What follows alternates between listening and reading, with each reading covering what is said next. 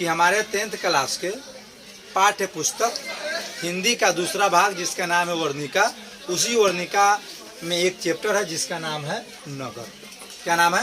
नगर। उसी नगर का जो कहानी बताया गया था आप लोग को पिछले बार जब पढ़ाई हुआ था, तो आज प्रश्न उत्तर की बारी है। ठीक है, ध्यान से देखिएगा। हालांकि जब हम किसी भी कहानी का जब हम कहानी को पढ़ लेते हैं अच्छी तरीके से, तो फिर उसका प्रश्न उत्तर याद करने की जरूरत नहीं है। उस कहानी को हम लोग समझ लिए, अब उस कहानी से कहीं भी किसी भी प्रकार का प्रश्न यदि आए तो हमें याद होना चाहिए। ठीक है, वैसा आप लोग के साथ हुआ भी है और याद भी है। कभी भी किसी भी चैप्टर का अध्ययन हम लोग करते हैं तो उसका क्या करते हैं, लेखक के बारे में जरूर जान लेते हैं। तो नगर जो कहानी है उसका लेखक जो है उनका नाम बताया गया है सुजाता।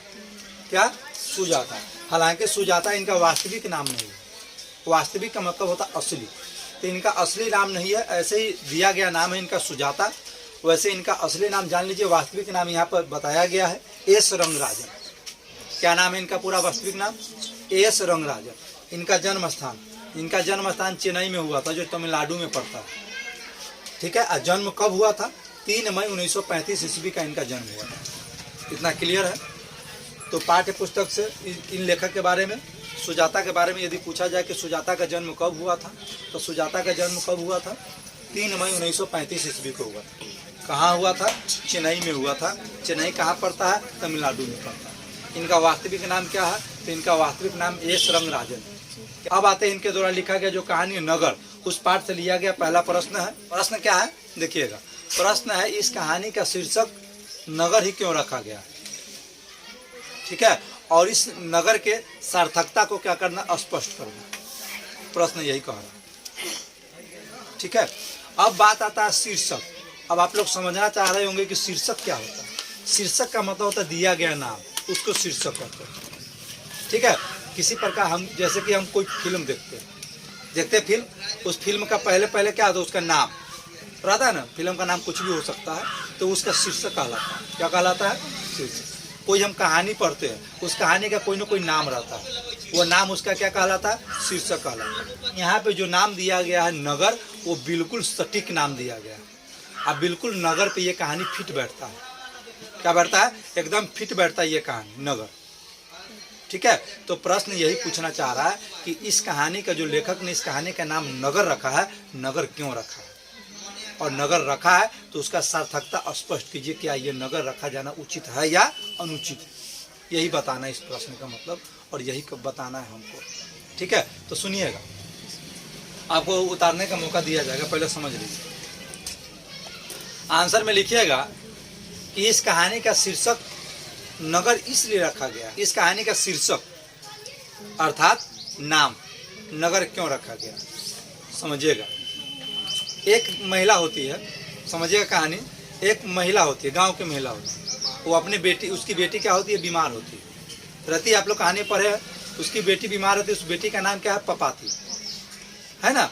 तो वो महिला क्या करती है, गांव को, चूंकि गांव का एक डॉक्टर जो होता है वो उसको कहता है कि इसकी इलाज कहाँ करवाइए?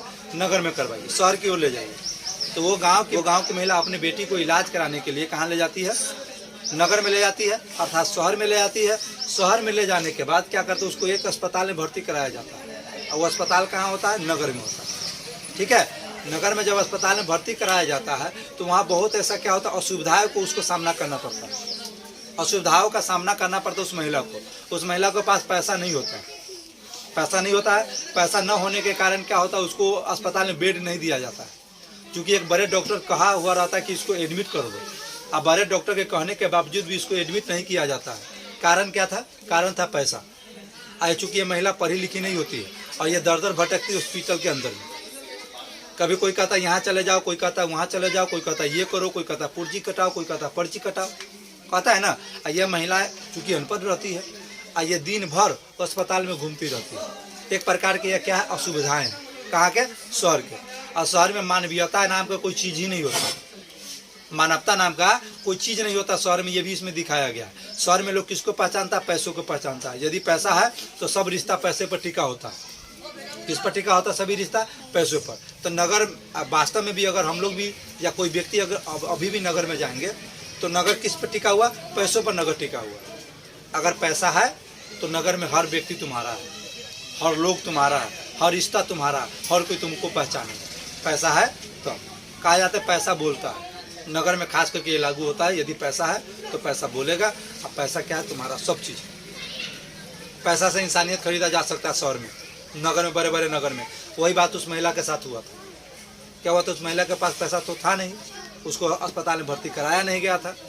ठीक है, दिन भर दर दर वो महिला क्या करती रही? भटकती रही। क्या कर, इस कारण इस कहानी का नाम क्या रखा गया है? वो नगर रखा गया, क्योंकि इस नगर में जो दिखाया गया है एकदम फिट बैठता है, सटीक बैठता है। और ये आज के युग में भी ऐसा नगर में होता है। और इस कहानी का नाम नगर रखना क्या है? सार्थक है। क्या है? बिल्कुल सार्थक है, बिल्कुल सटीक बैठता है। ठीक है, चलिए अब इस कहानी को क्या कीजिए, इस प्रश्न के उत्तर को क्या कीजिए आप लोग अब नोट कर लीजिए। क्या कीजिए? नोट कीजिए।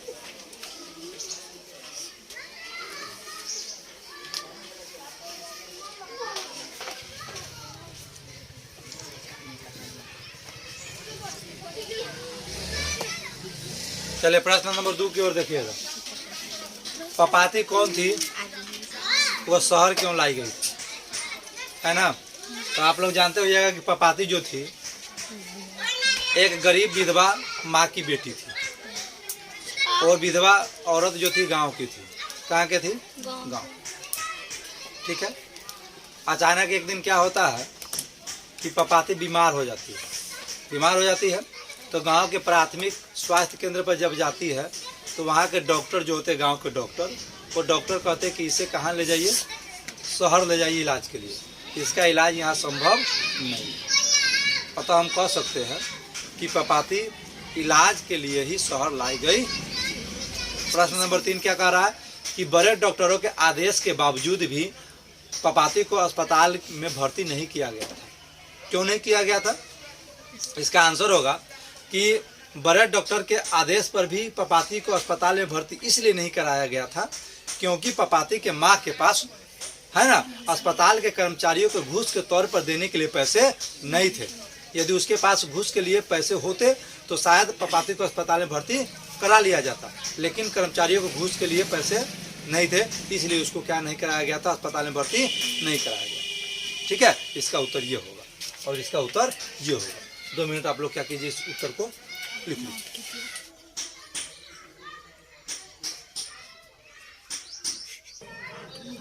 चौथा प्रश्न पर नजर दोहराइएगा। चौथा प्रश्न क्या कह रहा है? बड़े डॉक्टर ने अपने अधीनस्थ डॉक्टरों से पपाती को अस्पताल में भर्ती करने के लिए क्यों कहा? विचार कर सुनिएगा। इसका उत्तर एकदम सिंपल सा है।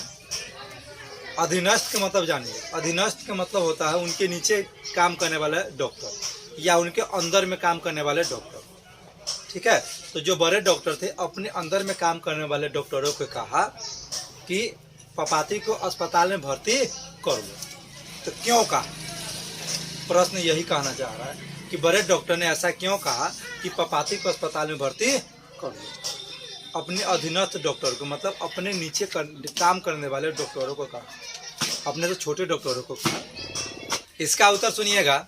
बड़े डॉक्टर ने अपने अधीनस्थ डॉक्टरों से पपाती को अस्पताल में भर्ती करने के लिए इसलिए कहा क्योंकि उन्हें ऐसा लगता था कहीं पपाती के साथ अनहोनी न हो जाए, अर्थात पपाती की मृत्यु हो सकती थी, अर्थात पपाती मर भी सकती थी। इसलिए उन्होंने ऐसा कहा क्योंकि पपाती को मेनिंजाइटिस नामक खतरनाक बुखार था जिसके कारण पपाती मर सकती थी। इसलिए इन्होंने डॉक्टरों से कहा कि इसे अस्पताल में भर्ती करा लिया जाए। क्या किया जाए? अस्पताल में भर्ती करा लिया जाए। यही था नगर कहानी का लेखा जोखा। अब इस प्रश्न का उत्तर आप लोग क्या कीजिए? नोट कर लीजिए। अब हमको दीजिए इजाज़त।